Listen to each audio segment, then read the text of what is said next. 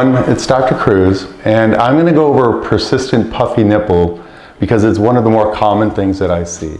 So one of the more common things that I will see patients for that have already had surgery is persistent puffy nipple. That's when the nipple still looks puffy even though you've had a procedure on it. And there are several causes for it, and fortunately that can usually be taken care of relatively easily, and meaning that you don't have to go through the whole process of going in and having the entire gland, because that's usually been removed. What often happens is there's usually a remnant of the breast tissue that's been left behind that literally grows into the dermis. So the breast tissue from underneath will grow into the dermis and it creates that puffiness, and unless it's removed, pretty much it's in its entirety, it's going to be persistent.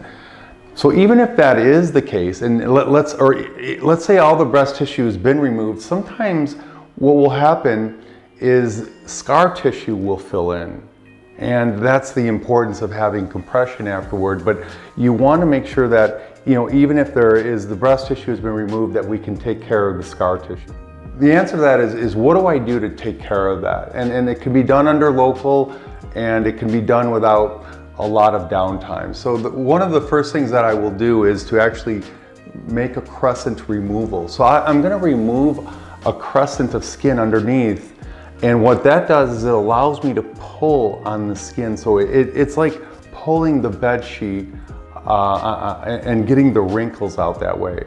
But if you just remove the crescent, it's not going to pull it. You actually have to undermine underneath the areola, literally flip it over and then shave it down so that you get to the right depth. So removing the breast tissue, or if there's scar tissue, removing the scar tissue, then removing a crescent, pulling that down, getting a nice taut areola, and that's going to get you the result you want.